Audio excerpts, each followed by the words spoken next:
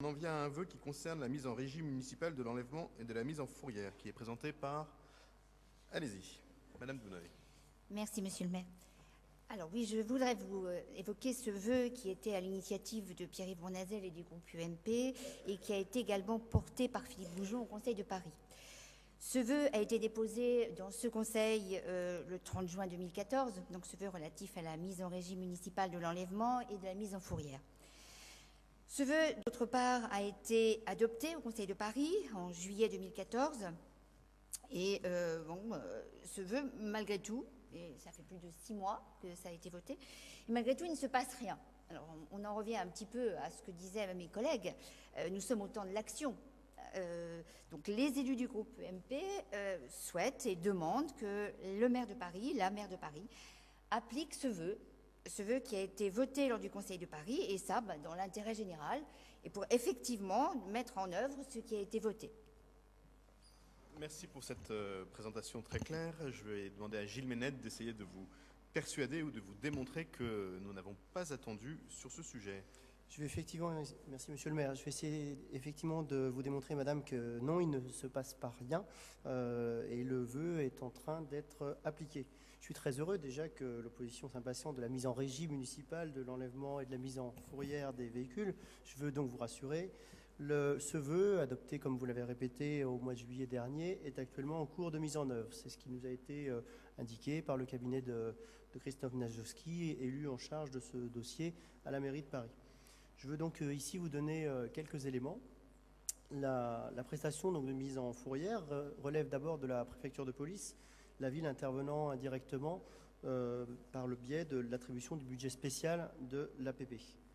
L'étude, donc, comme je vous l'ai dit, est actuellement en cours, menée par la ville et les différentes directions concernées. Alors là, effectivement, il y a un certain nombre de directions concernées, la DPP, Direction Prévention Protection, la DFA, la Direction de Finances et des Achats, la DVD, la Direction Voirie et des Déplacements.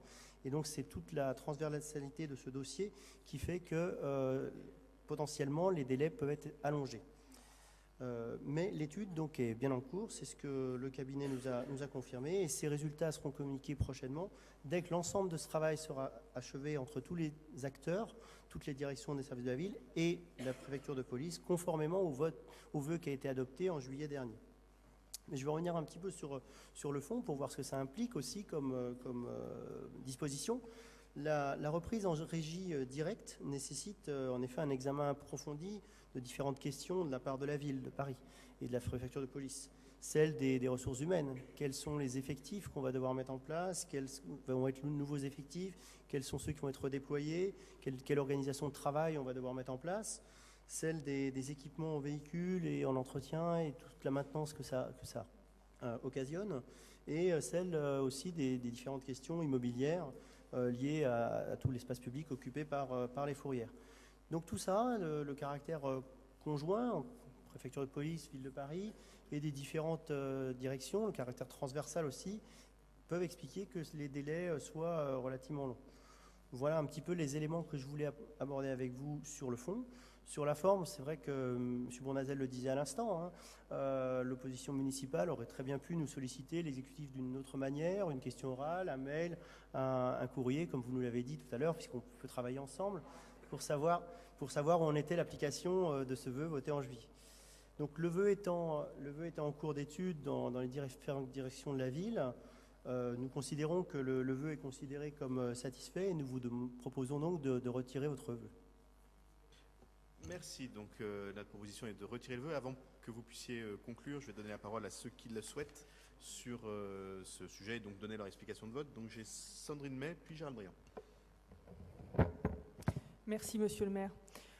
En effet, nous trouvons tout à fait logique qu'il faille du temps pour mener cette étude et cette réflexion. En effet, cela ne peut pas se faire à la légère. C'est un énorme dossier qui met effectivement en relation énormément d'acteurs. Donc, il nous semble logique que cette étude ne soit pas encore terminée. D'autre part, il faut non seulement qu'on aboutisse à une remunicipalisation, à un changement de statut, mais également, nous les écologistes, nous sommes extrêmement attachés à ce que le nouveau dispositif gagne en efficacité. Parce que si c'est pour refaire juste faire juste une municipalisation et qu'on y retrouve ensuite les mêmes inconvénients dans le service que ce qu'on avait jusqu'à maintenant, à savoir le fait que les voitures ne sont enlevées que dans un certain périmètre parce que les opérateurs préfèrent les enlever près de la fourrière que de les enlever plus loin. Si on veut donc améliorer cette équité sur le territoire, et en plus si on veut aussi augmenter le nombre de personnes verbalisées, puisque ces voitures contrevenantes nous envahissent et elles doivent être verbalisées et en plus grand nombre, puisqu'elles n'ont pas à être là. Voilà. Donc, pas seulement changer le statut, mais aussi être attentif à changer l'efficacité et à vraiment rendre dissuasives les mesures qui seront prises pour les automobilistes qui contreviennent au code de la route. Voilà. Donc, pour cette raison, nous sommes d'accord avec Monsieur Lejoindre. Merci. Gérald Briand. Oui, merci Monsieur le maire. Donc nous avions, le groupe communiste Front de Gauche avait voté le vœu précédent. Donc nous allons être cohérents avec nous-mêmes et donc continuer à soutenir ce bel effort d'antilibéralisme de la part du groupe UMP et Amis. Donc, parce que nous savons aussi que ce n'est pas facile de faire de l'antilibéralisme. Donc nous savons qu'il faut encourager l'enthousiasme des nouveaux convertis. Et pour cela, même si, quand même, je dois le dire, je pense, c'est pas pour mettre les choses égales, mais je pense que décider d'une date d'une réunion pour informer la population et mettre en régie tout un service, bon, voilà, je pense qu'on peut concéder du temps, mais je suis pour quand même qu'on mette une pression, une amicale pression, et une émission, donc une pression antilibérale, donc, pour pouvoir avoir au plus vite ce service que les citoyens réclament. Merci. Merci. Je vais donc demander à Madame Dubonneuil si elle maintient son vœu ou si elle a été convaincue par les très bonnes explications de Gilles Méned qui ont démontré, je crois, que la ville s'était pleinement saisie de ce sujet au travers de son adjoint sur cette question. Et donc, si le vœu était retiré, on ne passerait pas au vote. Et s'il était maintenu, je le mettrai aux voix. Madame Dubonneuil. Alors, je vous remercie effectivement pour vos explications, mais je vois que tout le monde est enthousiasmé par ce vœu, puisqu'en fait, tout le monde est d'accord, tout le monde veut que ça se passe. Alors, effectivement, sans doute faut-il du temps, sans doute, mais justement, la pression va faire en sorte que ça va aller plus vite. Donc, ce vœu, bien évidemment, nous le maintenons.